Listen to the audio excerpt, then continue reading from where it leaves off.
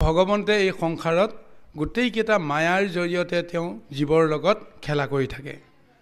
যিহেতু এইখন মায়া সংসাৰ, স্বৰ্গ ক'ত আছে? এই মায়া সংসাৰতে আছে, নহয় জানো বাৰু? মৰ্ত্য আৰু পাতাল ক'ত আছে? এই মায়া সংসাৰতে আছে। ব্ৰহ্মাণ্ড য'ত যিটো ৰূপ আছে, ব্ৰহ্মাই সৃষ্টি কৰা এই সংসাৰখনেই হৈছে ব্ৰহ্মাণ্ড। এইখন মায়া সংসাৰ। গতিকে স্বয়ং ব্ৰহ্মায়ো মায়াতে মজি আছে, সমস্ত দেৱতা মায়াত মজি আছে।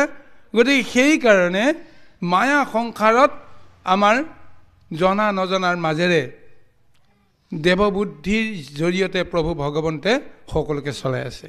দেৱবুদ্ধি মানে এইটো শুদ্ধ বুদ্ধি বুলি আপুনি কেতিয়াও নাভাবিব। ভোগৰ বাঞ্ছা কৰি সুখৰ যিটো মহা দৰ্শন পাবৰ কাৰণে আমি প্ৰযত্ন কৰোঁ, তাৰ বিনিময়ত যেতিয়াই যিটো কৰ্ম কৰিব লাগে সময় উপযোগীভাৱে যিসকলে কৰিব পাৰে সেইসকলেই দেৱতা। প্ৰয়োজনত কাৰোবাৰ ওচৰত লেটুখেটু হ'ব, কাৰোবাৰ ওচৰত শৰণাগত হ'ব, প্ৰয়োজনত কাৰোবাৰ ওচৰত দুৰ্দান্ত হ'ব, মহাশক্তি লাভ কৰিব। যি কৰিলে মই ৰক্ষা কৰিব পাৰোঁ, এই বুদ্ধিটো সৰ্বক্ষণতে যিজনে খটাব পাৰে, যাক আশ্ৰয় কৰিলে মই ৰক্ষা কৰিব পাৰোঁ, এই জ্ঞানটো যিসকলৰ আহে সেইসকলেই হৈছে দেৱতা। গতিকে সেইকাৰণে প্ৰভু ভগৱন্তে দেৱতাৰ জৰিয়তে ভকতক ৰক্ষা কৰিবৰ কাৰণে সদায় প্ৰযত্ন কৰে। কাৰণ দেৱতাতকৈ শ্ৰেষ্ঠ জীৱ প্ৰভু ভগৱন্তে এই সংসাৰত কাকো প্ৰদান কৰা নাই।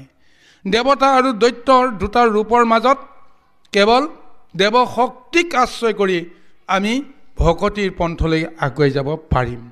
গতিকে সেইকাৰণে চাওকচোন বাৰু, আমাৰ এইটো দেহত প্ৰতিটো অংগতে দেৱতাসকলক এটা এটা অধিষ্ঠান দিছে। কিয় অধিষ্ঠান দিছে? কিন্তু অসুৰকতো অধিষ্ঠান দিয়া নাই যে অমুক স্থানটো হৈছে হিৰণ্যকশিপুৰৰ, অমুক স্থানটো হৈছে আপোনাৰ কংসৰ, অমুক স্থানটো হৈছে অমুকৰ বুলি দিয়া নাই। কিন্তু হস্তত দিছে ইন্দ্ৰক, বাহুত দিছে ইন্দ্ৰক, পদত আছে বিষ্ণু, তেওঁ এজন দেৱৰূপতেই আছে, হয়নে? ঠিক তেনেকৈ মুখত আছে অগ্নি, চকুত আছে অশ্বিনী কুমাৰ বা চন্দ্ৰ সূৰ্য, নাকত আছে অশ্বিনী কুমাৰ আৰু চকুত আছে সূৰ্য, কৰ্ণত আছে দশ দিকপাল। এই দেৱতাবিলাকক দিছে, কিন্তু সেই অসুৰবিলাককতো আমাৰ দেহত অধিষ্ঠান দিয়া নাই।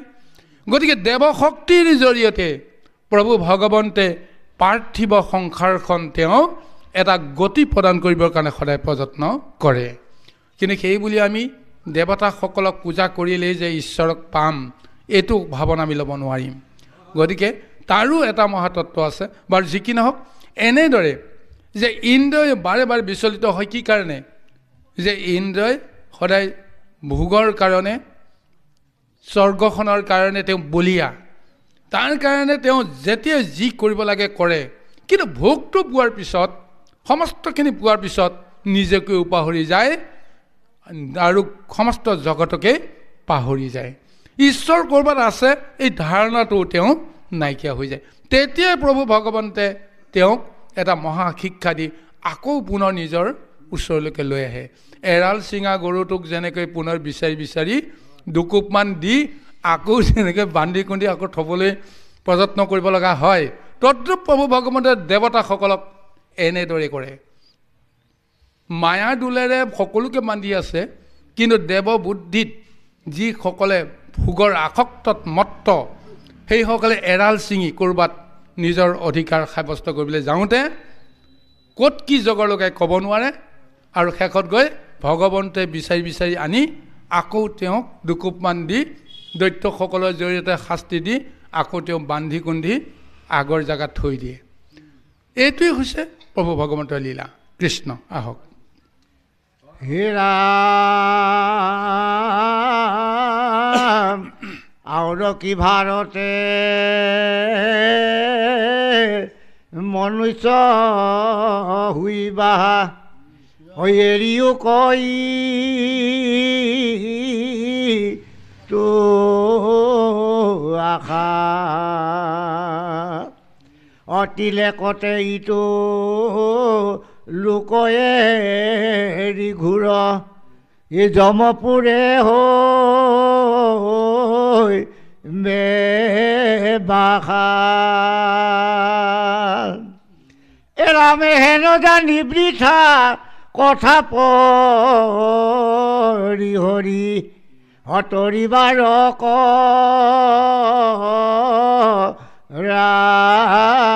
কাম কৃষ্ণৰ কিংকৰে ৰচিলা শংকৰে ডাকিব লাৰা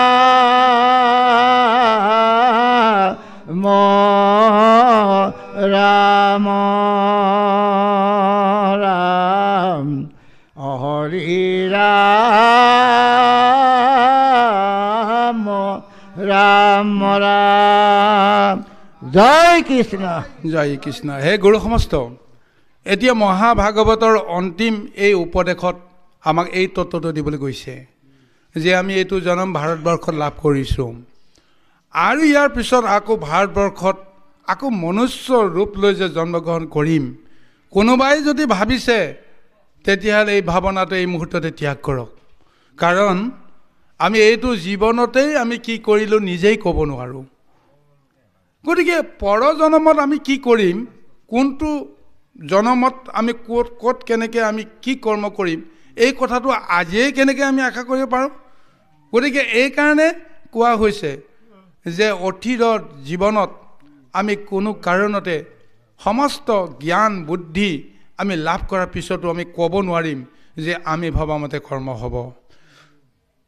ভগৱন্তে ভবামতে সেই কৰ্ম হয়, কিন্তু আমি যিমানেই গুণী জ্ঞানী ৰূপে যশস্যা কীৰ্তি লাভ নকৰোঁ কিয়, ভগৱন্তে যদি ইচ্ছা কৰে তেতিয়াহ'লে তেওঁৰ ওচৰলৈকে যোৱাত আমাক সহজতে বাট এটা দিব। আৰু যদিহে দিবলৈ ইচ্ছা নকৰে তেতিয়াহ'লে ভৰত মুনি কি কৰিলে, তেওঁ সমাধি ধাৰণ কৰিলে। তেওঁ এজন ক্ষত্ৰিয় আছিল, ৰজা আছিল, মহা বিষয় আছিল। তাৰপিছত জ্ঞানৰ ধৰ্মৰে সৈতে তেওঁ বুজি পালে যে এইখন সংসাৰত মোৰ কাম নাই, এই বিষয়ৰ লগত যুঁজি থাকি কাম নাই, ভগৱন্তক তুতি কৰিব লাগিব। ভগৱন্তৰ সমাধিলৈ হৈ মই তেওঁৰ আত্মাত মিলি গ'লে মই মুক্তি পাম।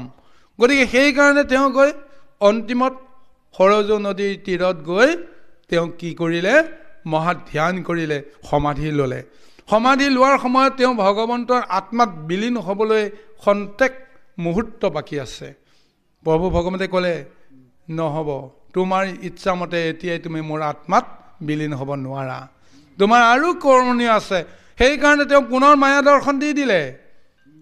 এটা প্ৰকাণ্ড শব্দ এটা ক'ৰ পৰা কেনেকৈ আহিল, ইয়াৰ আগতে তেওঁ জগতত কি হৈছিল একো শুনা নাই, কিন্তু ভগৱন্তই মায়া কৰি যেতিয়া প্ৰচণ্ড শব্দ এটা তেওঁৰ কাণত পেলাই দিলে, লগে লগে তেওঁ ধ্যান ভংগ হৈ গ'ল। চকু মেলি দেখিলে যে সিপাৰৰ পৰা নদীৰ সিপাৰত এটা ডাঙৰ এটা ভয়ানক দৃশ্য, এটা বাঘে দৌৰে লৈ আহিছে এজনী হৰিণাক। হৰিণাই সিটো পাৰৰ পৰা দেখিছে ইটো পাৰত থকা সেই সন্যাসীজনক। তেওঁৰ মনত হয়তো এটা ধাৰণা আহি গৈছিল যে এওঁই যদি মোক ৰক্ষা কৰিব, বেলেগে মোক ৰক্ষা কৰিব নোৱাৰে। এই প্ৰচণ্ড হিংস্ৰ জন্তুৰ পৰা সেইজনেহে হয়তো ৰক্ষা কৰিব। তেওঁ উপলক্ষ কৰি দৌৰি আহিল। তাৰপিছত তেওঁ জলত পৰি সাঁতুৰি সাঁতুৰি পাৰ পাবলৈ ধৰোঁতেই জলতেই তেওঁ পাৰতেই এটা সন্তান প্ৰসৱ কৰি যেনে তেনে সন্তানটোক পানীতে এৰি তেওঁ পাৰত উঠিল। তাতেই তেওঁ চটফটাই সাধুৰ দৰ্শন লৈ তেওঁ ইহলীলা সম্বৰণ কৰিলে। পহুজনী এতিয়া সন্মুখত ৰৈ থকা এই ঋষিটোৱে বা তেওঁ কি কৰিব, এতিয়া সন্মুখত এটা জীৱ এতিয়া পানীত ককবকাই এতিয়া মৰিবলৈ এতিয়া অপেক্ষা কৰি আছে। তেওঁক প্ৰভু ভগৱন্তে মায়া দিলে, তোমাৰ ধৰ্ম কি কোৱা, সন্মুখত জীৱ এটা ককবকাই আছে, তুমি কি কৰিবা, ইমান গোটেই জীৱনটো তুমি ধৰ্ম কৰিলা, এতিয়া এইখনত তুমি মোৰ ওচৰলৈ আহিবানে জীৱটোক ৰক্ষা কৰিবা? তেতিয়া ক'লে জীৱটোকে ৰক্ষা কৰিব লাগিব। গতিকে তেওঁ পানীত নামি হৰিণা পোৱালিটোক যেতিয়া উঠাই লৈ আহিল। এইফালে বাঘটোৱেও যেতিয়া সেই সাধু সন্তক দেখিলে সিটো পাৰত, তেওঁৰ মনৰ বাঞ্ছাটো আহিল কি যে এই পোৱালিটো ৰক্ষা পৰিব লাগিব। গতিকে বাঘেও সেই সন্তক দেখা পাই ভয়ভীত খাই পানীৰ পৰা বাটৰ পৰা মাছ পানীৰ পৰা তেওঁ আকৌ উলটি সিটো পাৰলৈ উঠি গুচি গ'লগৈ। গতিকে তেওঁ মায়াত মজিব লগা হৈ গ'ল। হৰিণা পোৱালিটোক লালন পালন কৰোঁতে কৰোঁতে ধৰ্ম কৰ্ম কথাও তেওঁ পাহৰি গ'ল। গতিকে এইকাৰণে আমি এই ভাগৱতৰ তত্ত্বতে ক'ব লাগিব, আমি যিমানেই ধৰ্ম কৰ্ম নকৰোঁ কিয় ঈশ্বৰৰ ইচ্ছাৰ অবিহনে আমি নিজৰ কৰ্ম কেতিয়াও সাধন কৰিব নোৱাৰোঁ। সেইকাৰণে ভকতে অন্তিমত এটাই প্ৰাৰ্থনা প্ৰভু ভগৱন্তৰ ওচৰত ৰাখিব লগা হয়, হে প্ৰভু তোমাৰ ইচ্ছাতেই যিহেতু সম্ভৱ হয় সমস্ত, মই এইখন সংসাৰৰ পৰা মুক্তি পাওঁ নাপাওঁ সেইটো মোৰ বাঞ্ছা নাই।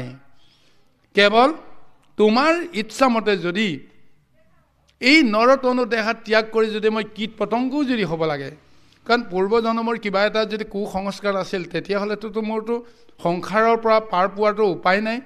মই হয়তো কীট পতংগ হ'ব লগা আছে যদি তুমিহে জানা, কিন্তু মোৰ এটাই বাঞ্ছা মনুষ্যৰূপে জ্ঞান কৰি মনুষ্য জন্মলৈ এটাই মই জ্ঞান লাভ কৰিছোঁ যে কীট পতংগ হ'লেও যিটো যোনিতে মোৰ জন্ম নহওক কিয় তোমাৰ স্মৰণ যেন কৰিবৰ কাৰণে মোৰ শক্তি দিয়া, তোমাৰ ভকতৰ দৰ্শন পাবৰ কাৰণে তুমি মোক যেন কৃপা কৰা। ইয়াৰ বাহিৰে আমি বেলেগ কোনো বাঞ্ছা ভগৱন্তৰ ওচৰত ৰাখিব নোৱাৰোঁ। কিন্তু এই বাঞ্ছাটোক প্ৰভু ভগৱন্তে কোনো দিন অস্বীকাৰ কৰিব নোৱাৰে। আৰু সেই বাঞ্ছা অনুসৰি পৰৱৰ্তী জন্মত আমি নিশ্চয় আমি মহামুক্তিৰ যিটো ব্যৱস্থা বা প্ৰভু ভগৱন্তৰ যিটো মহাকৃপা পোৱাৰ যিটো ব্যৱস্থা সেইটো সম্ভৱ হ'ব। এনেদৰে আমি আমাৰ জীৱন ধন্য কৰিব পাৰিব লাগিব। সেইকাৰণে তিলেকতে এইটো লোকক ঘূৰৰে দি যমপুৰে হৈবা বাসা, যদি এই কিবা কাৰণত যদি অন্যথা হয় মুহূৰ্তৰ ভিতৰতে এই জীৱটোক নি ক'ত হাজিৰ কৰি দিব, যমৰ নগৰত যমপুৰত আমাক হাজিৰ খুৱাই দিব। যমপুৰত যেতিয়া জমা দিব জানিব লাগিব আমি সংসাৰৰ পৰা আৰু মুক্ত হ'ব নোৱাৰোঁ। যমৰ সন্মুখীন হোৱাৰ পৰা আমি বাহিৰে বাহিৰে ভগৱন্তৰ ওচৰলৈ যাব পাৰিব লাগিব। যাক ধৰ্মপুৰ বুলি কোৱা হৈছে, যাক যমপুৰ বুলি কোৱা হৈছে, তাত যিসকলে যায় দুটা বিচাৰ হয়, সি স্বৰ্গলৈ যাব নে নৰকলৈ যাব, দুটাহে তাত সিদ্ধান্ত হ'ব।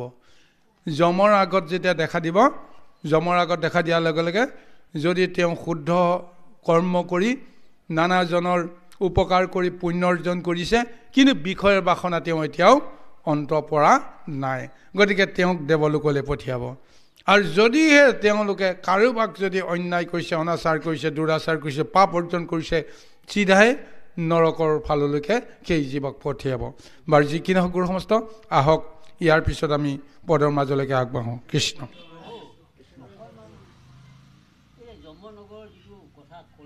হয়, আপোনাৰ অহিতে স্বৰ্গ অহিতে নৰক বুলি কৈছে। আমি দেখা পাইছোঁ যে এজন মানে আমাৰ মাজতে এজনে একেবাৰে উচ্চ হেৰিতাত আছে আৰু এজনে তেওঁ খাই পেলোৱা মানে উচিষ্টখিনি খাবৰ কাৰণে ৰৈ আছে। কৃষ্ণ।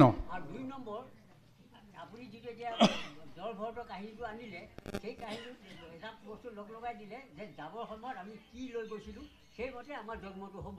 হয়, এতিয়া প্ৰশ্নটো মই আনিব বিচাৰিছোঁ এইটো যে যদি ইয়াতে অহিতে স্বৰ্গ অহিতে নৰক এইটো যদি হয়, আমি জাতিস্ম নহওঁ কাৰণে কথা জানা নাই, কিন্তু আমি যদি দেখা পাইছোঁ যে গীতাই ইতিমধ্যে কৈছে যে এইটো হেৰি এৰি আকৌ লগে লগে যেনেকৈ যুগটোৱে এডাল পাই গৈ সি নৱবস্ত্ৰ মানে ফাটা কাপোৰখন এই নৱবস্ত্ৰ যেনেকৈ পিন্ধো সি লগে লগে আকৌ এটা জীৱত স্থিতি হয়। জয় কৃষ্ণ। কাহিনীটো যে দিলে ইয়াৰ ৰহস্যটো কি? জয় কৃষ্ণ, অতি সুন্দৰ বিষয়টো। তৎক্ষণাতে উত্তৰ দিব পৰা নাযায়, তথাপিও আমি অকণমান বিশ্লেষণ আনিব লাগিব গুৰুসকল। আমি যমপুৰ ক'ত আছে তাকো দেখা নাই দেই গুৰুসকল, স্বৰ্গ ক'ত আছে তাকো দেখা নাই, নৰক ক'ত আছে তাকো দেখা নাই, কিন্তু ভাগৱতৰ বৰ্ণনাত স্বৰ্গ নৰকৰ সমস্ত ব্যৱস্থা আমি কিন্তু এইখন সংসাৰতে পাই আছোঁ। গতিকে আমি চাব লাগিব। এতিয়া যুধিষ্ঠিৰেও স্বৰ্গ অভিমুখে গৈ আছিল যদিও তেওঁক গৈ গৈ প্ৰথমতে নৰকখনহে দৰ্শন কৰিলে। তাৰমানে স্বৰ্গৰ পথতে নৰকখনো আছে, চিন্তা কৰিব লাগিব, হয়নে নহয় বাৰু? নৰকখন আমি ভাবোঁ যে নৰক আছে তলত, বিভিন্ন আধ্যাত্মিক ব্যাখ্যাত সেইবিলাক আহে, কিন্তু যুধিষ্ঠিৰে যেতিয়া ওপৰলৈ গৈছিল, স্বৰ্গলৈ গৈছিল, ধৰ্মই যেতিয়া তেওঁৰ পিতৃয়ে যেতিয়া লৈ গৈছিল, লৈ ক'ত তেওঁক হাজিৰ কৰালে? প্ৰথম যমনগৰতহে হাজিৰ কৰালে। তাৰমানে যমনগৰ আৰু স্বৰ্গৰ মাজত বেছি দূৰত্ব নাই, একেটা ৰাস্তাতে লগালগি আছে। এতিয়া কথাটো হৈছে কি যে আমি সঁচাকৈ যিখন নৰকৰ বৰ্ণনা পাইছোঁ, যিখন স্বৰ্গৰ বৰ্ণনা পাইছোঁ, বিজ্ঞানৰ বিশ্লেষণৰ জৰিয়তে স্বৰ্গ নৰক বেলেগ এটা লোক আমি কেতিয়াও আৱিষ্কাৰ কৰিব পৰা নাই। আধ্যাত্মিক জগতত সেই আৱিষ্কাৰটো আমি নিজৰ দেহতে পাব লাগিব, এই সংসাৰতে পাব লাগিব। এতিয়া এই জনমত যদি আমি সঁচাকৈ যদি ভাল কৰ্ম কৰিছোঁ, ভাল কৰ্মৰ ফলত আমাৰ পুণ্য অৰ্জন হৈছে, আমাৰ আশা আছে, আকাংক্ষা আছে, এইবাৰ জনহিতকৰ যিখিনি কৰ্ম কৰিব নোৱাৰিলোঁ, অহা জনমত যেন মই তাতোকৈ বেছি কৰিম, ঠিক এনেকুৱা এটা আকাংক্ষা লৈ যদি যাওঁ, তেতিয়াহ'লে নিশ্চয় সেই শুদ্ধ কৰ্মৰ ফলত, মহাপুণ্যৰ ফলত অহা জনমত আমাৰ স্বৰ্গত বাস কেনেকৈ হ'ব, আকাংক্ষা পূৰণ কেনেকৈ হ'ব, যে এইটো জনম ত্যাগ কৰি অহা জনমত, আজি মই সাধাৰণ হিচাপে জন্মগ্ৰহণ কৰিলোঁ, সাধাৰণ গৃহত জন্মগ্ৰহণ, কাইলৈ কিন্তু মই ৰজাৰ ঘৰত জন্ম হ'লোঁ। ৰজাৰ ঘৰত জন্ম হোৱাৰ সূত্ৰে মই জন্ম হোৱাৰ দিনাখনৰ পৰা মই বিষয় ভোগ কৰিলোঁ। জন্ম হোৱাৰ দিনাখনে মোক পালি পহৰীয়াই লগোৱা লক্ষ্যই মোক লালন পালন কৰি আদৰ সাদৰ কৰি সেৱা কৰিছে। এই সেৱাৰ ভাগ্য কাৰ হাতত আছে? ভগৱান, এই দেৱতাসকলৰ হাততহে আছে। তাৰমানে জন্ম হোৱাৰ লগে লগে মই দেৱভোগ পালোঁ, মানে মই স্বৰ্গ ভোগ কৰিলোঁ। গতিকে তাৰ বাহিৰে আমি কত জীৱক দেখিছোঁ, জন্ম হোৱাৰ লগে লগে তেওঁ পিতৃক হেৰুৱাইছে, মাতৃক হেৰুৱাইছে। জন্ম হোৱাৰ লগে লগে তেওঁ নৰকত পতিত হৈ চিঞৰ বাখৰ কৰিব লগা হৈছে, কান্দি কাটি হাৰাণ কৰিব লগা হৈছে। তেতিয়া অন্য এটা একেটাই জীৱ, একেই ইন্দ্ৰিয়ক লৈ পঞ্চভূতক সাৰথি কৰি এটা দেহ পাইছে, এটা জীৱই লগে লগে গৈ ৰজাৰ গৃহত আকাশৰ স্বৰ্গত তেওঁ বাস হৈছে, আৰু অন্য এটা জীৱই গৈ একেবাৰে চোৱা পাতনিত তেওঁ পৰিব লগা হৈছে। অৰ্থাৎ নৰকখন সেইখনেই, জন্ম হৈয়ে য'ত নিকাৰ ভুঞ্জিছোঁ সেই হৈছে নৰক।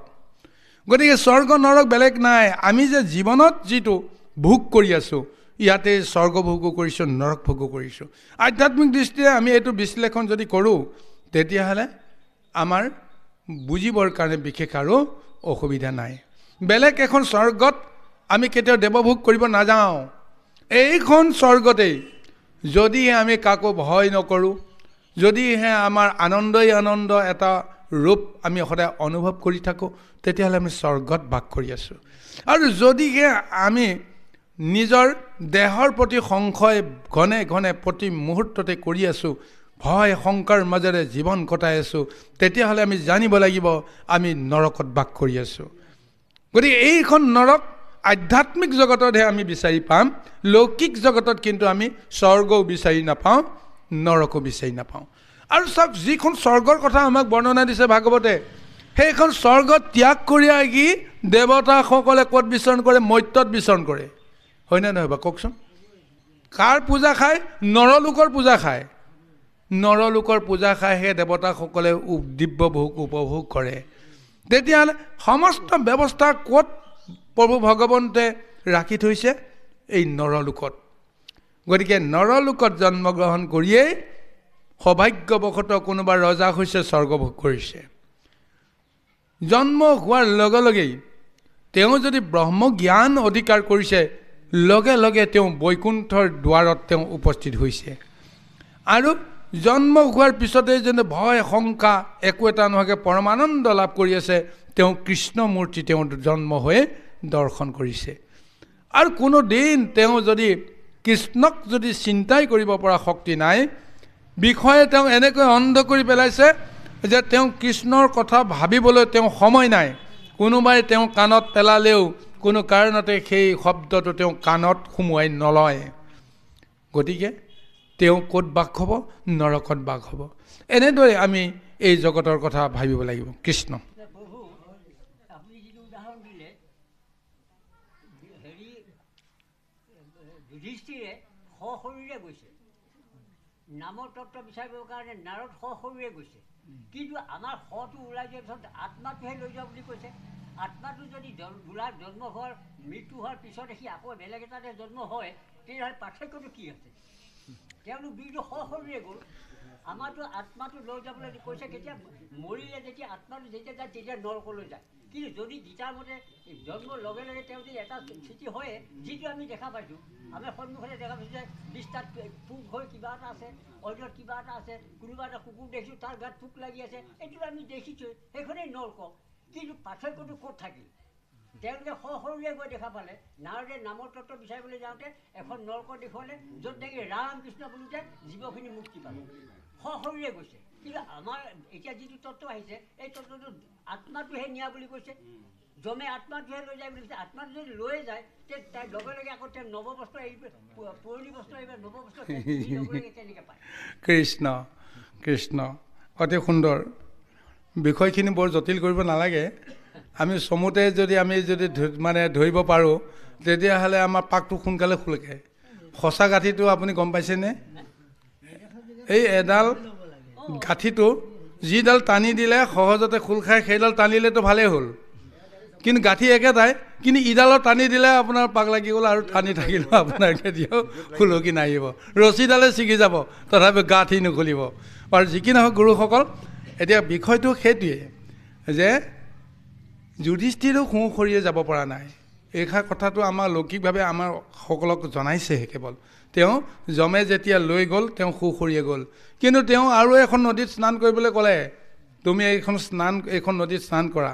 যেতিয়া নৰকত যেতিয়া তেওঁ উপস্থিত হৈ জীৱবিলাকক দেখি তেওঁতো আচৰিত হৈ হঠাৎ তেওঁ ৰামটো শব্দটো উচ্চাৰণ কৰিলে। ৰাম, এইবিলাক জীৱৰ অৱস্থাটো এনেকুৱাই আছেনে? এনেকুৱা এটা ভাৱনা যেতিয়া ৰাম শব্দটো উচ্চাৰণ কৰি দিয়াৰ লগে লগে সমস্ত পাপীবিলাক উদ্ধাৰ হৈ গ'ল। তাৰপিছত যমে কৈছে, তুমি আচল জেগালৈকে যদি যাব লাগে, তুমি স্নান কৰা আৰু এই কলেবৰটো ইয়াতে থৈ যোৱা, চোলাটো খুলি থৈ যাবৰ কাৰণে তাতে কৈছে। কিন্তু এইটো তেওঁ এই মত্যত তেওঁ খুলি থৈ যোৱা নাই। তদ্ৰূপ আমাৰ বৈষ্ণৱীসকলেও, আমাৰ মহাবৈষ্ণৱ যিসকলেও, তেওঁলোকে য'তে আছে ত'তেইতো স্বৰ্গত, য'তে আছে ত'তেইতো বৈকুণ্ঠ, য'তে আছে ত'তেই তেওঁলোক ইচ্ছা অনুসৰি সেইখন জগতত তেওঁলোকে উপবিষ্ট হয়। যোৱাৰ সময়ত তেওঁ নিজেই দেহটো এৰি থৈ গুচি যায়। তাৰমানে চোলাটো খুলি থৈ যায়। খুলি থৈ নগ'লে সি ঠাইত উপস্থিত হ'ব নোৱাৰে। এই কথাটো আমি জানিব লাগিব। কাৰণ আত্মাই কি বিচাৰে? এইটো মায়া দেহটো লৈ তুমি স্বৰ্গত কিমান সময় থাকিবা? আকৌ যদি উলটি আহা তেতিয়াহ'লে থাকিব পাৰিবা। চিৰদিন থাকিম বুলি ক'লে তুমি মায়া দেহটো লৈ থাকিব নোৱাৰা। সেইকাৰণে আমি কিছু সময় আগত কৈছিলোঁ, শতাংগক যে পুনৰ এই মৰ্ত্যলৈকে পঠিয়ালে কাৰণ কি? যে এইটো দেহ লৈ তুমি স্বৰ্গত থাকিব নোৱাৰিবা। গতিকে আছা দুদিনৰ পিছত আকৌ ঘূৰি যাব লাগিব। কিন্তু একেবাৰে গুচি যোৱাৰ লগে লগে তুমি কলেবৰটো ত্যাগ কৰিব লাগিব। তদ্ৰূপ আমাৰ সন্ন্যাসীসকলে কলেবৰ ত্যাগ কৰে। এতিয়া যেন যুধিষ্ঠিৰকো যমে কৈছে, তুমি এই মায়া দেহটো, কাৰণ নৰকৰ দুৱাৰলৈকে মায়া দেহৰ পৰশ থাকে, স্বৰ্গৰ দুৱাৰলৈকে মায়া দেহৰ পৰশ থাকে। কিন্তু স্বৰ্গৰ পন্থেদি গৈ যুধিষ্ঠিৰ ক'লৈ গৈছে এইটো বৰ্ণনা কিন্তু কোনেও পোৱা নাই। কিন্তু যুধিষ্ঠিৰৰ দৰে ধৰ্মপ্ৰাণজন নিশ্চয় বৈকুণ্ঠতে তেওঁৰ বাস হ'ব। কিন্তু স্বৰ্গত গৈ তেওঁ লুকাই গ'ল, কাৰণ তেওঁৰ স্বৰ্গৰ পৰা আহিছিল আৰু স্বৰ্গলৈকে তেওঁ যাব লাগিব। এও এটা পাৰমাৰ্থিক বিচাৰ নহয় জানো বাৰু? অৰ্জুনকে আদি কৰি কৃষ্ণৰ মহাভক্ত পঞ্চ পাণ্ডৱ, তেওঁলোকক কিন্তু স্বৰ্গলৈ যোৱাৰহে বৰ্ণনা ভাগৱতে দিছে, বৈকুণ্ঠলৈ যোৱাৰ বৰ্ণনাটো দিয়া নাই। কাৰণ এটাই, তুমি য'ৰ পৰা আহিছা, য'ৰ জীৱ, তুমি তালৈকে যাবা, তাৰ পৰা তুমি ক'লৈ যোৱা গৈ থাকিবা। গতিকে এইকাৰণে পঞ্চ পাণ্ডৱৰ স্বৰ্গযাত্ৰাৰ বৰ্ণনাটোক বৈকুণ্ঠ যাত্ৰা বুলি ক'ব পৰা নাই শাস্ত্ৰই। কাৰণ দেৱতাৰ অংশ হিচাপে দেৱৰ ৰূপতে আজি মৰ্ত্যত আহি তেওঁলোকে এটা কৰ্মলীলা কৰিছে আৰু অন্তিমত গৈ স্বৰ্গত তেওঁ হাজিৰ হ'ব লাগিব। এয়াই হৈছে পৰমাৰ্থ বিচাৰ। কৃষ্ণ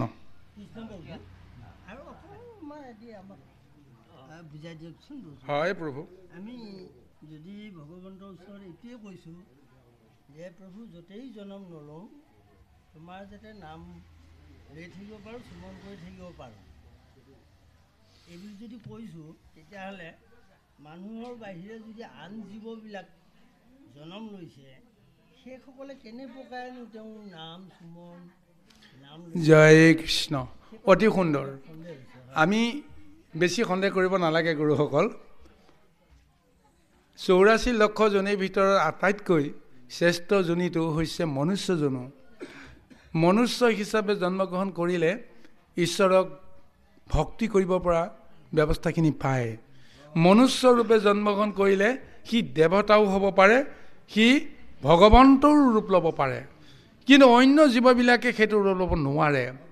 কিন্তু সেই জীৱবিলাকে কুসংস্কাৰৰ ফলত বা অন্যান্য কিবা দুখৰ ফলত যদি নৰতনু দেহা ত্যাগ কৰি অন্য জীৱত যদি তেওঁলোকে জন্মগ্ৰহণ কৰিব লগা হয়, সেই জীৱবিলাকে সদায় সাধু দৰ্শন পাব লাগিব।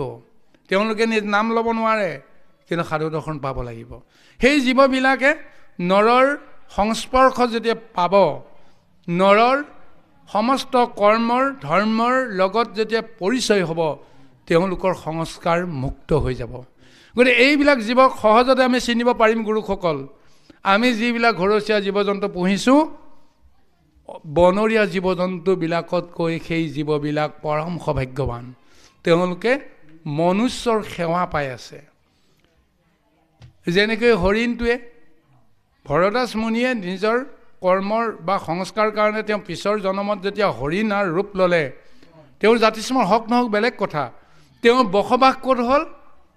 ঋষিৰ আশ্ৰমত। ঋষিসকলক সদায় দৰ্শন কৰি থাকে। ঋষিসকলৰ মুখত ভগৱন্তৰ গুণনাম কীৰ্তন সদায় চলি থাকে। সদায় সেইবিলাককে তেওঁ শুনি শুনি অন্তৰত সেই সমস্তবিলাককে তেওঁ ধাৰণ কৰি এটা সময়ত হয়তো তেওঁ ভাবে যে মই হৰিণা নহওঁ, মই হয়তো ভগৱন্তৰ এজন ভক্ত। এনেকুৱা এটা ধ্যান ধাৰণা তেওঁ মনলৈ আহে। গতিকে স্বাভাৱিক যিটো খাদ্য হৰিণাই খায়, সেই খাদ্যও তেওঁ নোখোৱা হৈ গ'ল।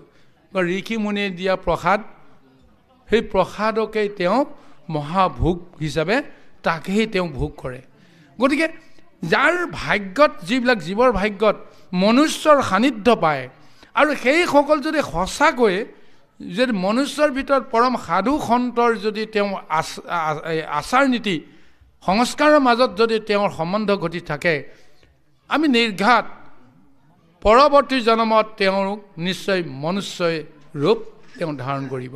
সেই মনুষ্য ৰূপত তেওঁ মুক্তি পায় নাপায় বেলেগ কথা।